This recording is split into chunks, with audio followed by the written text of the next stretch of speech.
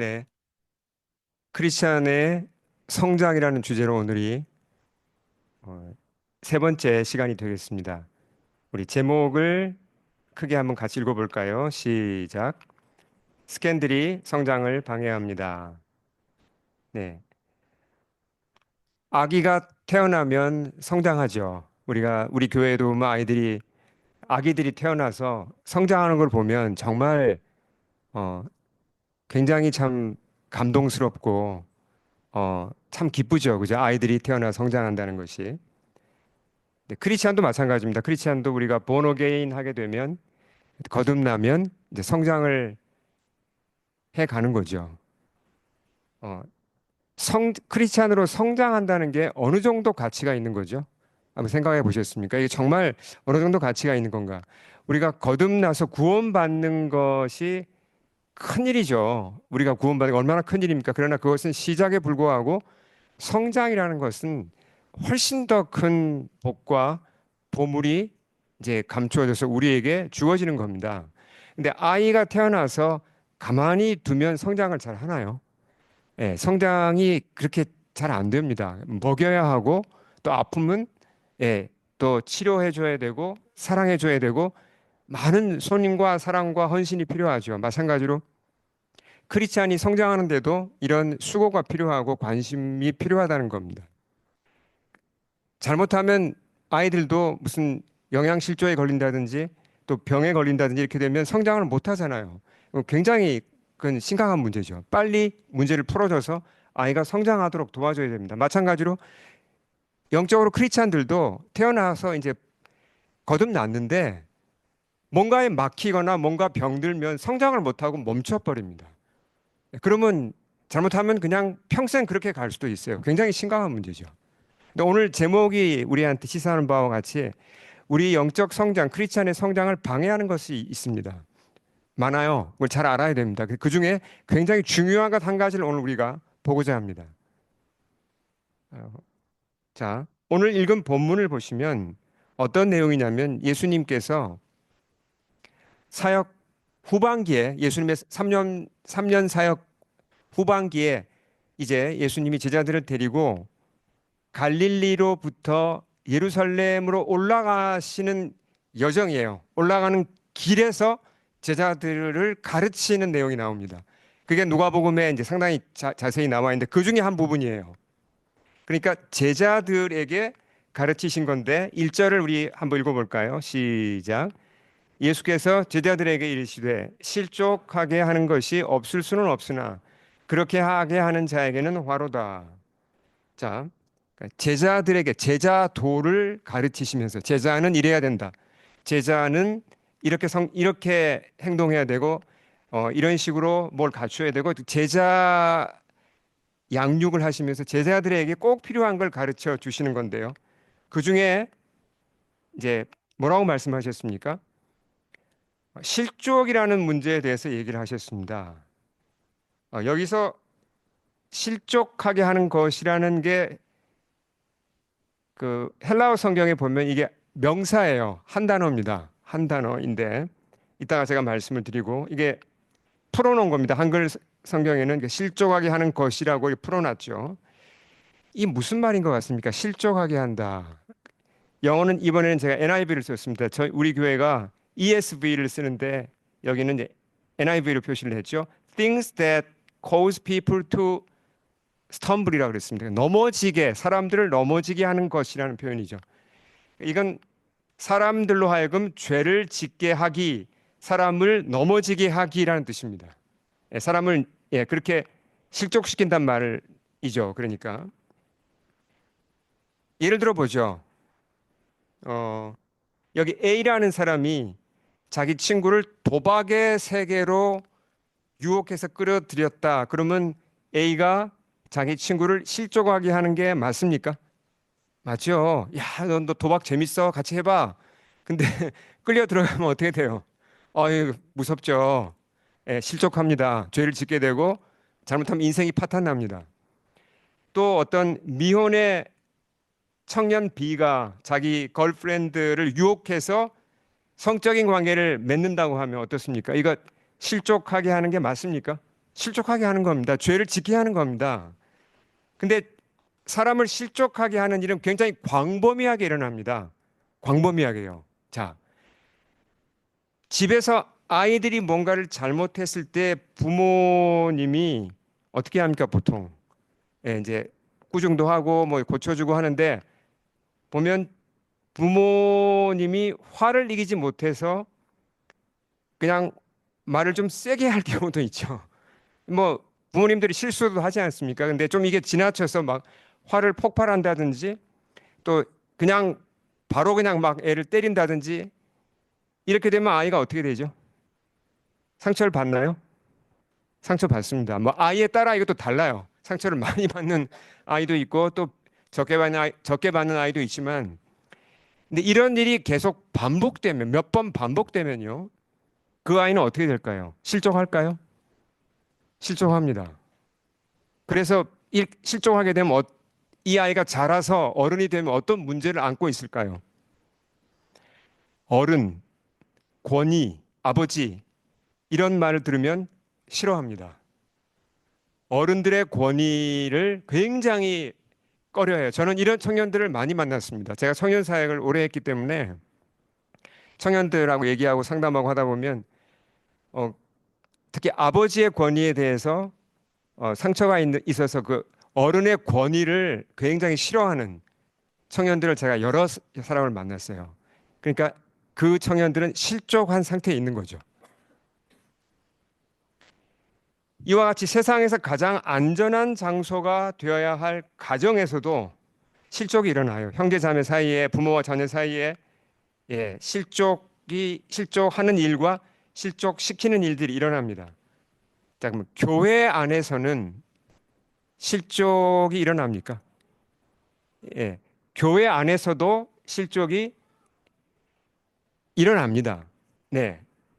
원치 않지만 성도들 사이에 실족을 하게 하고 실족하는 일이 일어나죠. 자, 1절을 좀 더 자세히 보겠습니다. 1절 다시 한번 읽어볼까요? 같이 읽겠습니다. 크게 시작.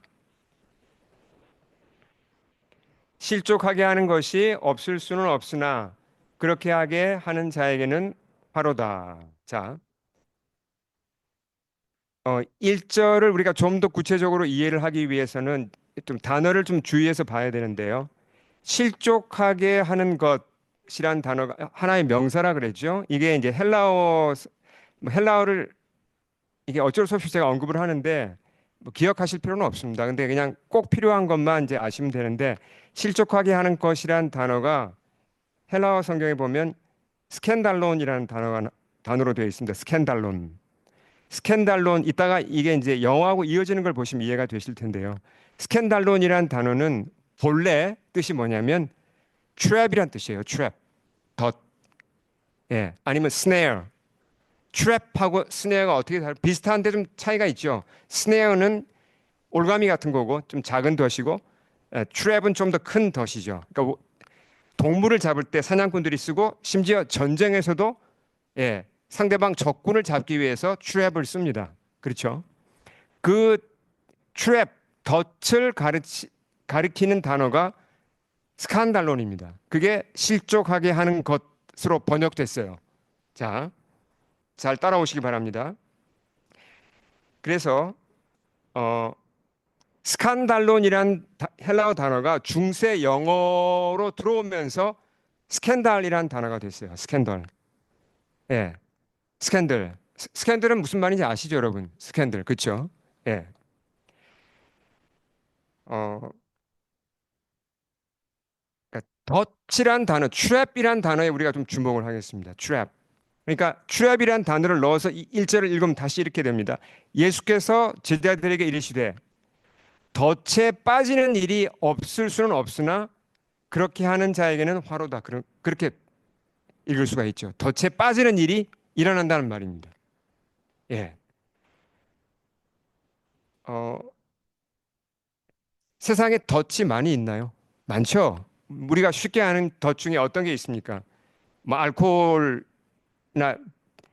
그런 뭐 마약 같은 것도 덫이고요. 사람들이 세상적인 쾌락에 이제 덫에 빠지기도 하고, 음, 우리 청소년들은 잘못하면 비디오 게임에 덫에 빠질 수도 있죠. 예, 여러분 찔리는 거 없습니까? 예, 뭔가 찔리는 분들은 예, 나중에 상담 받으세요. 자, 세상에 여러 덫이 있는데요. 오늘 예수님이 주목하는 이 덫은 뭐냐면, 뭐 알코올 중독 그런 덫이 아니고 인간 관계에서 발생하는 덫을 얘기해요. 인간 관계에서 덫이 놓아지고 그 덫에 빠지는 일들이 일어날 수 있다는 겁니다. 예. 여러분, 아, 내가 덫에 빠졌다고 솔직하게 생각하시는 분 계세요? 지금 현재 내가 덫에 빠졌다. 아, 목사님 너무 과장하시는 게 아닌가. 너무 좀 지나친 표현을 하는 게 아닌가. 근데 생각하는 것보다, 여러분이 생각하시는 것보다 훨씬 더 많은 사람들이 덫에 빠져 있습니다. 어떤 덫이에요? 여러 덫이 있지만 특히 인간 관계에서 오는 덫, 관계가 깨어진 데서 오는 덫, 관계에서 오는 상처, 트라우마 이런 거로 말미암아 많은 사람들이 덫에 빠져 있다는 겁니다. 예, 그 문제를 오늘 우리가 볼 겁니다. 그게 우리의 성장을 가로막는다는 겁니다. 그 덫에 빠진 문제를 해결하지 않으면 완전히 밑 빠진 독에 물 붓기예요. 아무리 내가 뭘 많이 배워도 성장을 못 합니다. 예. 자, 덫 얘기하니까 제가 조금 더 설명을 드리겠습니다. 좀 저희 집에 와보신 분들은 다 알겠지만 저희 집에 작은 사과나무가 하나 있습니다. 아주 좀 이제 좀 뭐 병들기도 했고 뭐 그렇지만 이제 그래도 어, 사과나무인데 사과나무 자체는 사과를 잘 맺어요. 근데 문제는 뭐냐면 저희가 거의 사과를 먹질 못합니다. 다람쥐들이 다 먹어요. 예, 그래서 제가 한 4, 5년 전에는 너무 얄미워서 이 다람쥐로부터 어떻게 하면 사과를 지킬까 하다가 고안해 낸 게 그물을 치자. 그래서 나무 전체를 그물로 뒤집어 씌웠습니다. 그래서 제가 속으로 아, 이제 못 먹겠지. 근데 이놈들이 어떻게 틈을 알고 위로 점프를 해가지고 또 사과를 가져가더라고요.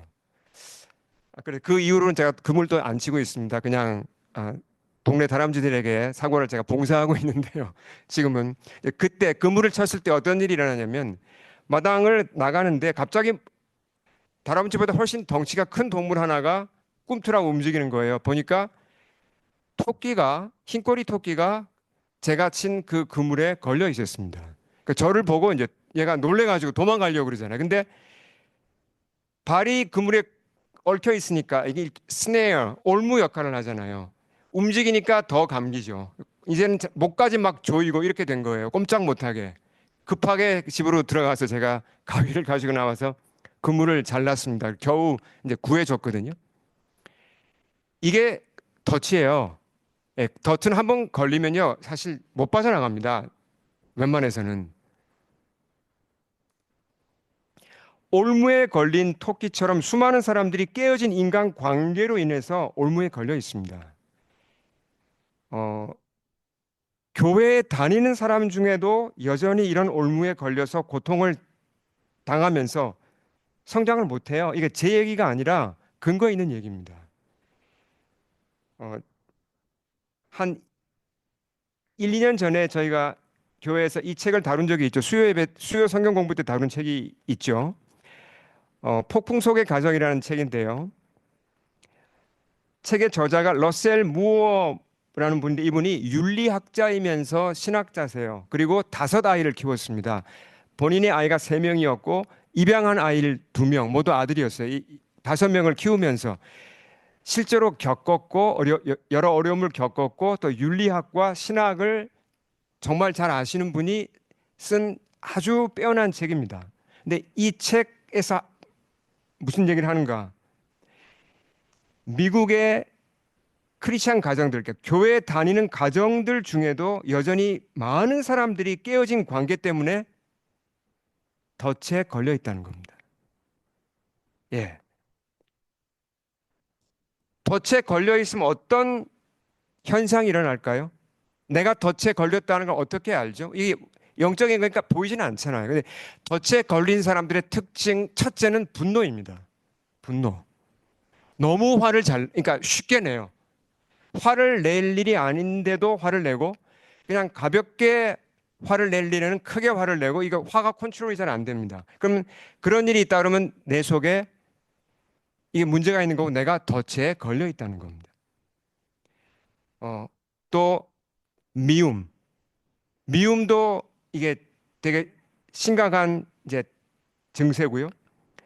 깊은 슬픔 이런 것도 예, 내가 덫에 걸려 있다는 하나의 신호예요. 근데 문제는 뭐냐면 더 큰 문제는 뭐냐면 이렇게 덫에 걸려 있는 사람들이 자기는 아니라고 생각합니다. 내가 왜 덫에 걸려 있어? 나는 멀쩡해라고 생각한다는 게 더 문제죠. 예. 자, 덫에 걸린다는 건 누가 덫을 놓는다는 겁니까? 그렇죠. 덫을 놓는 누군가가 있다는 거죠. 누가 영적으로 우리에게 덫을 놓을까요? 인간 관계 사이에 덫을 놓을까요? 사탄이죠. 성경이 곳곳에서 얘기하는 덫은 사탄입니다. 디모데후서 여기 띄우진 않았지만 디모데후서 나중에 읽어보십시오. 2장 26절에 정확하게 나와 있습니다. 교회 안에서 사탄이 신자들을 넘어뜨리고자 올무를 놓는다는 말씀이 나와요. 물론 우리가 이제 짚고 넘어가야 될 건 사탄이 놓은 덫에 걸려서 인간관계가 깨어졌다 이것이 귀신 들렸다 말하고는 전혀 다른 얘기입니다, 여러분. 이건 혼돈하시면 안 되죠. 귀신 들린 얘기가 아닙니다. 이 올무에 걸렸다는 건 관계의 문제로 관계가 깨어지거나 관계에서 내가 상처를 받아서 내 속에 분노나 슬픔이나 미움 같은 것들이 자리 잡고 떠나지 않아서 내가 고통당하는 그 상태를 말하는 거죠. 예. 자, 조금 더 예를 들면요. 어, 가정에서 자녀들이 엄마 아빠와 관계가 깨어질 경우, 좀 안 좋아질 경우, 자녀들이 덫에 걸릴 경우 어떤 반응을 보통 보이죠? 여러 반응이 있는데요. 제가 경험해 본 바에 의하면 그런 자녀들은 빨리 독립을 하고자 합니다. 예. 그러니까 빨리 독립하고자 하는 게 사실 뭐 나쁜 게 아니죠. 근데 빨리 독립하고자 하는 자녀들이 있으면 그 의도를 조심스럽게 한번 이렇게 물어보시기 바랍니다. 너 왜 빨리 독립하려고 그러니? 이렇게 잘 알아보셔야 돼요. 좋은 의도로 빨리 독립하는 건 좋죠. 근데 아우 지겨워. 내가 이 집을 빨리 나가야지. 이런 마음으로 빨리 독립하고자 하는 문제가 있습니다.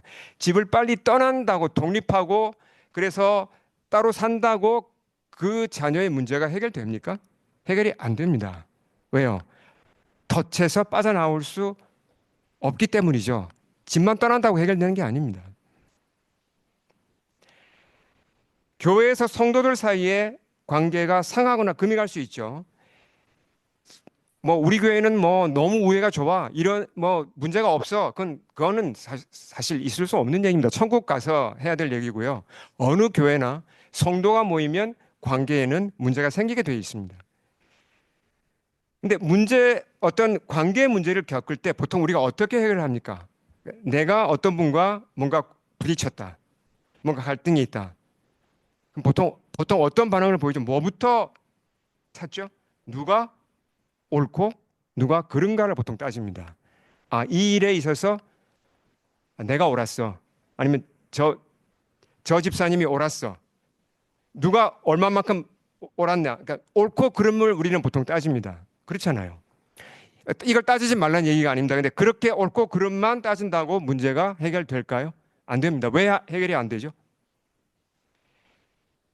덫에 걸리기 때문에 이게 덫에 걸린 문제는 옳고 그름을 따진다고 이게 해결이 안 됩니다.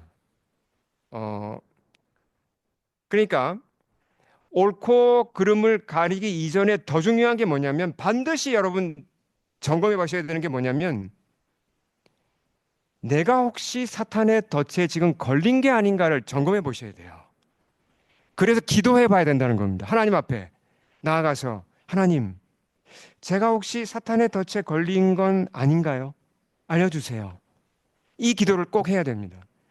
사람이 사탄의 덫에 걸리면 어떻게 되죠? 분별력이 흐려집니다. 내 잘못이 안 보여요, 잘. 상대방의 잘못은 크게 보입니다. 그러면 이게 옳고 그름을 따질 수 있습니까? 못 따지는 거예요. 이 분별력을 잃기 때문에. 그러니까 먼저, 예, 사탄의 덫에서 내가 빠져나와야 옳고 그름도 제대로 보이는 거예요. 자, 다시 본문으로 가보시면 1, 2절 우리 다시 한번 크게 읽겠습니다. 2절까지 시작. 그렇게 하는 자에게는 화로다. 그가 이 작은 자 중에 하나를 실족하게 할진대 차라리 연자 맷돌이 그 목에 매어 바다에 던져지는 것이 나으리라. 여기서 작은 자는 어떤 사람을 얘기합니까? 작은 자? 여기서 작은 자는 문맥을 보면 어린 신자를 가리킵니다. 크리스찬인데 아직 어린 사람을 가리키죠. 그렇게 어린 신자들은 관계에서 상처받기가 쉽잖아요. 그렇죠? 그러니까 제자들이 그러니까 리더로서 그러니까 리더가 됐다면 내가 좀 더 연륜이 있는 크리스찬이라면 그 어린 신자들이 실족하지 않도록 조심해야 된다는 거죠.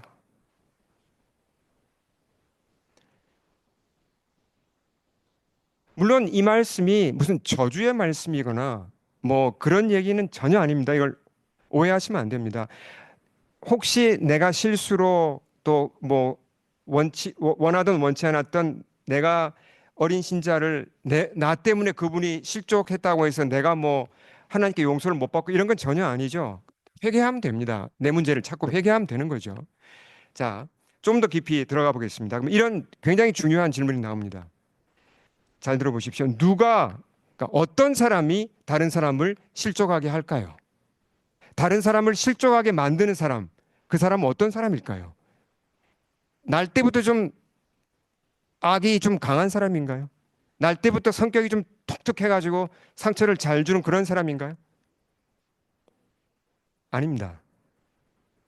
성경이 우리에게 가르치는 바는 이미 실족한 사람이 다른 사람을 실족하게 한다는 겁니다. 성경에 그런 예가 무지하게 많이 나와요. 한 예를 들어보겠습니다. 아브라함의 아들이 누구죠? 이삭이죠. 이삭은 믿음의 사람이었습니다. 그러나 이삭이 큰 실수를 한 게 있고 죄를 지은 게 있습니다. 그게 뭐죠? 이삭이 편애를 했습니다. 두 아들, 아들이 누굽니까? 에서와 야곱이었잖아요. 누가 장자죠? 에서가 장자였죠. 근데 하나님은 야곱을 택하셨는데 이삭은 아니야, 내 장자 맏아들을 계속 편애를 했습니다.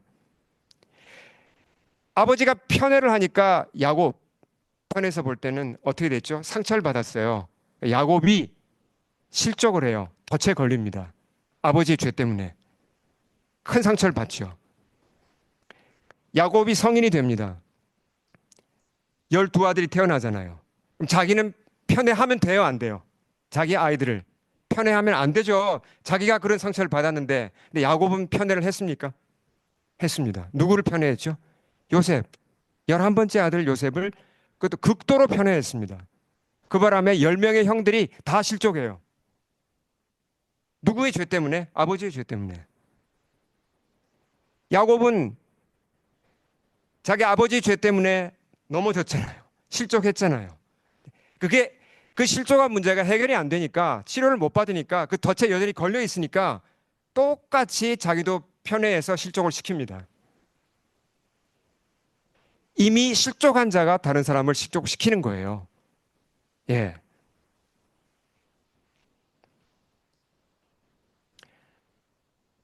어, 큰 그림은 아시겠지만 조금 데이터가 필요한 부분이 있습니다. 예를 들어서 알코올 중독 문제를 보면요. 제가 최근 정보를 찾아보니까 알코올 중독이 되물림 된다는 건 다 아시잖아요. 근데 엄마 아빠 중에 한쪽이 알코올 중독인 집안과 그런 문제가 없는 집안을 비교해 보면 그 자녀가 알코올 중독이 될 가능성이 어느 쪽이 높죠? 예. 알코올 중독 집안이 높죠. 근데 한쪽만 부모 중에 한쪽만 알코올 중독이라도 그 자녀가 알코올 중독이 될 확률이 어, 정상 가정에 비해서 2.5배가 높습니다. 근데 만약에 부모가 둘 다 알코올 중독이라면 정상 가정에 비해서 4.4배가 더 높아요. 뭐 그럼 거의 알코올 중독이 된다는 얘기예요, 사실은. 무섭습니다. 부모가 알코올 중독에 덫에 빠지면 예, 자녀도 그렇게 돼요. 이게 이어지는 거죠.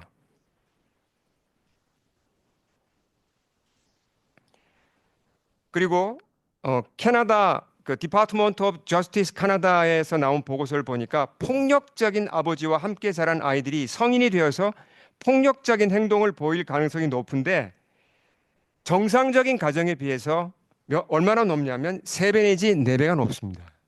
예, 캐나다에서 나온 통계예요.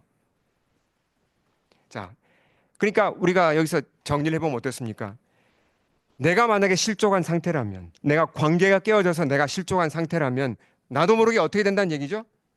내 주변 사람들을 실족을 시키게 된다는 얘기입니다. 그러면서 나는 몰라요. 내가 그런 일을 하는 걸. 예. 그런 문제가 우리 사이에 만연해 있고 교회에도 아직 그런 문제들이 상당히 많이 남아 있다는 겁니다. 어떻게 이 문제를 풀어야 되죠? 주님이 이어서 하시는 말씀에서 그 답이 나옵니다. 자, 잘 주님의 가르침을 보겠습니다. 3, 4절 크게 읽겠습니다. 시작. 너희는 스스로 조심하라. 만일 내 형제가 죄를 범하거든 경고하고 회개하거든 용서하라. 만일 하루에 7번이라도 내게 죄를 짓고 7번 내게 돌아와 내가 회개하노라 하거든 너는 용서하라 하시더라. 갑자기 여기서 주님이 왜 실족시키는 문제를 얘기하다가 용서 얘기를 하실까요? 덫에 걸린 사람이 벗어날 수 있는 방법을 알려주신 거예요. 그게 뭐죠? 그게 용서입니다. 용서. 어, 주님이 뭐라고 지금 주님 말씀을 그대로 볼까요? 3절 다시 보시면 만일 너의 형제가 죄를 범하거든 경고하라 그랬죠. 물론 부드럽게 해야 되겠죠. 부드럽게 예, 사랑의 근거에서 회개하거든 용서하라 그랬습니다. 근데 하루에 7번이라도 너에게 죄를 짓고 7번 너에게 돌아와서 회개한다고 하면 어떻게 하라 그랬죠? 용서하라 그랬습니다. 나에게 잘못한 사람을 여러분 몇 번까지 용서할 수 있으세요? 친자식일 경우 여러분 잘못하고 엄마 잘못했어. 아빠 잘못했어. 하루에 7번 여러분 용서하시는 게 가능합니까? 친자녀일 경우는. 친자녀라면 글쎄요. 쉽지 않아요, 이거. 근데 자녀라면 그래도 어느 정도 봐줄 수는 있지만 이게 형제고 범위가 넓어져서 예, 뭐 교우고 이웃이고 그러면 7번 용서하는 거 이게 인간적으로 가능합니까? 아우, 이거 안 됩니다. 솔직하게. 어떻게 7번을 용서해요? 예, 정말 힘든 얘기죠. 어, 그래서 현실이 어떻습니까? 현실이. 사람들이 용서를 못 해요. 용서를 못 하니까 용서를 못 하는 내가 덫에 빠져 살아갑니다. 그게 중요합니다. 여러분, 용서하지 못하시면요. 용서를 못한 그 당사자 그분도 덫에 빠진 거예요. 예. 어떻게 용서해야 되죠? 어떻게 덫에서 나올 수가 있죠? 한 예를 들어 보겠습니다. 저희 교회 개척 초기에 오래전 얘기죠. 한 이제 여성 성도님이 자매분이 교회에 나오셨어요. 근데 한국에서 파견 근무를 나온 남편을 따라 이제 몬트리올로 오신 분이었는데 지금은 당연히 한국으로 돌아가신 지 오래됩니다. 그분이 교회를 전혀 다니시질 않았어요. 과거에 한국에서는. 그러다가 몬트리올에 와서 어떻게 이제 연결이 되어서 마음을 열고 교회 나오셨는데요. 세상적으로 보면 그분 집안은 부족한 게 전혀 없어요. 남편이 뭐 고위직 공무원이고 본인도 그 자매님도 한국에서 좋은 직장이 있고 자녀들도 다 뭐 이렇게 공부 잘하고 그런 이제 문제가 없는 집안이에요. 근데 이 자매님이 예배드리고 성경 공부를 하면서 예수님을 알게 되니까 놀라운 변화가 일어났습니다. 어, 침례를 받겠다고 그랬어요. 침례를 받았습니다. 주님을 영접한 거죠. 그러면서 자기 내면에 일어난 변화를 간증하기 시작했어요.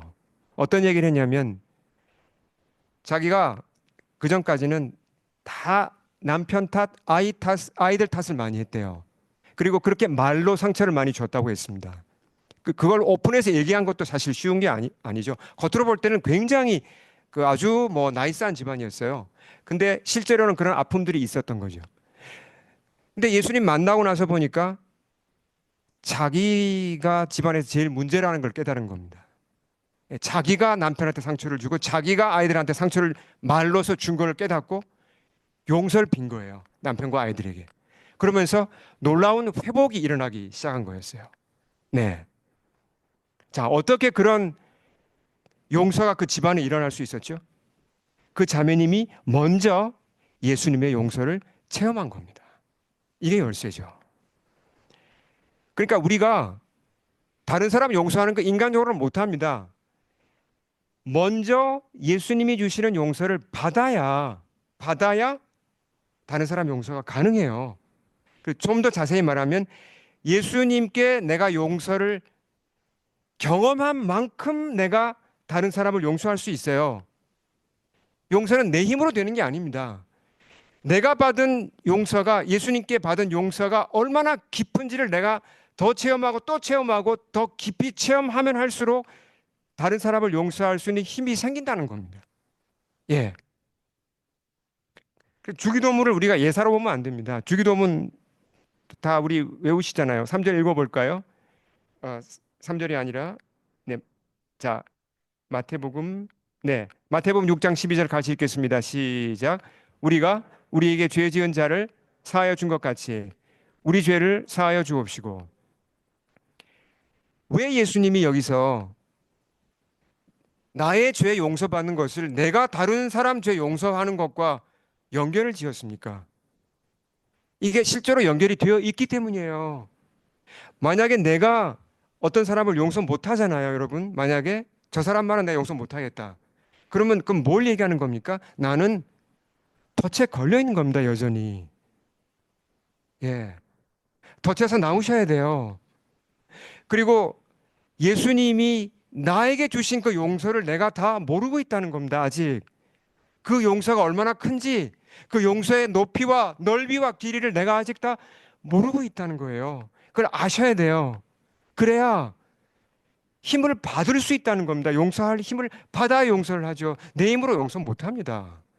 예. 자, 그러면 이제 이런 질문이 있을 수 있죠. 어,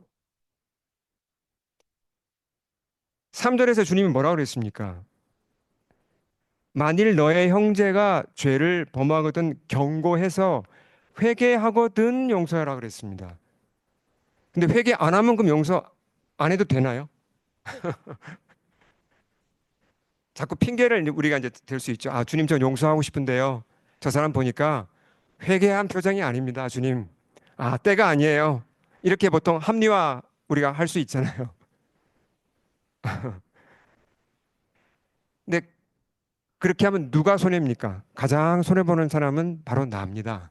왜요? 내가 여전히 덫에서 빠져나오지 못하기 때문이죠. 예수님이 하신 기도 우리 한번 읽어보겠습니다. 십자가상에서 하신 기도 세 번역으로 읽겠습니다. 시작. 아버지, 저 사람들을 용서하여 주십시오. 저 사람들은 자기네가 무슨 일을 하는지 알지 못합니다. 네. 예수님은 누구를 용서하셨죠? 당신을 못 받고 전혀 회개할 기미도 보이지 않는 그들을 용서하셨습니다. 그렇죠? 근데 우리가 예수님처럼 될 수는 없어요. 우리가 아무리 뭐 성숙해도 예수님 같이 이렇게 용서는 못 합니다. 이렇게까지 우리가 뭐 할 수 있는 사람은 정말 뭐 극소수겠죠. 그렇지만 최소한 뭘 우리가 기억해야 됩니까? 어, 나에게 어떤 사람이 잘못해서 정말 내가 피해를 입었다. 아프죠. 그 사람이 회개한 것 같지도 않아요. 용서를 나한테 구하지도 않았어요. 그래도 내가 왜 그 사람을 용서해야 되죠? 솔직하게 말해서 내가 덫에서 벗어나기 위함이에요. 내가. 여러분, 이걸 꼭 기억하셔야 됩니다. 그리고 그 사람은 하나님께 맡기, 맡기면 되는 겁니다. 하나님의 선한 주권에 맡기는 겁니다. 하나님이 그 사람을 다루실 것이고, 하나님이 하나님의 방법으로 그 사람을 꾸짖든지 어떻게 하든지 하나님이 고치시겠죠.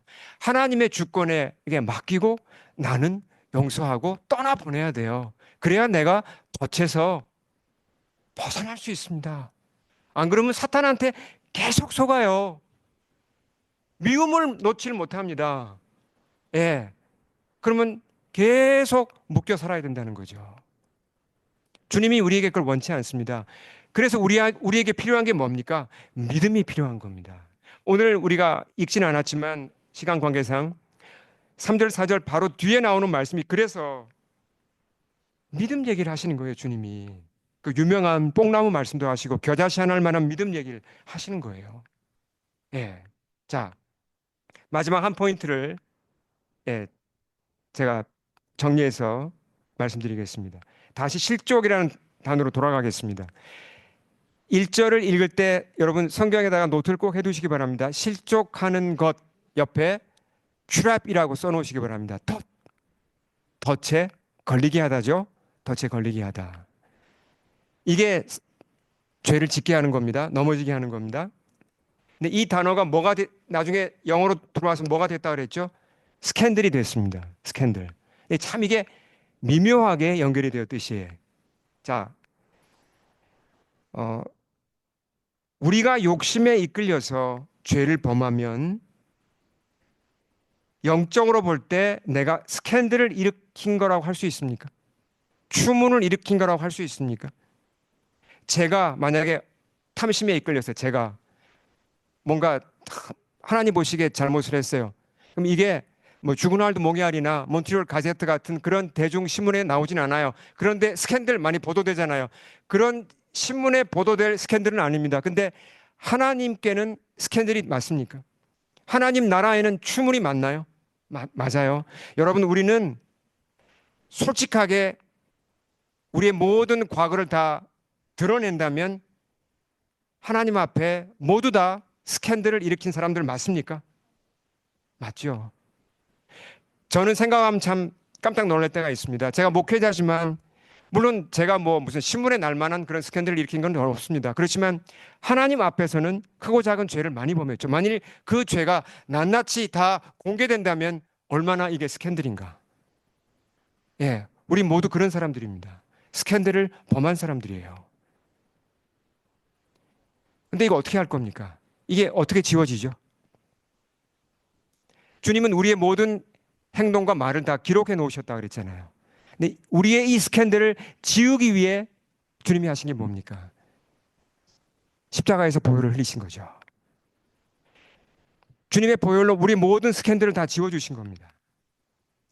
그래서 마지막 말씀 다시 우리 4절입니다. 같이 읽겠습니다. 시작. 만일 하루에 7번이라도 내게 죄를 짓고 7번 내게 돌아와 내게 회개하노라 하거든 너는 용서하라 하시더라. 주님이 이렇게 말씀하셨다는 건 뭘 의미합니까? 우리가 7번 죄를 범하고 다시 가서 주님께 7번 회개할지라도 주님은 용서하겠다는 얘기입니까? 하지 않겠다는 얘기입니까? 하시겠다는 얘기죠. 마태복음 18장에는 70번씩 7번이라도 주님이 용서하겠다는 말씀을 주세요. 네. 이 용서를 알 때, 이 용서를 체험할 때 우리가 덫에서 해방될 수 있습니다. 그리고 이 용서를 경험해야 나에게 해를 입힌 그런 분들도 하나님께 맡기고 용서할 수 있습니다. 그래야 덫에서 우리가 해방될 수 있고 성장할 수가 있습니다. 그렇지 않으면 성장이 막혀요. 우리 기도할까요?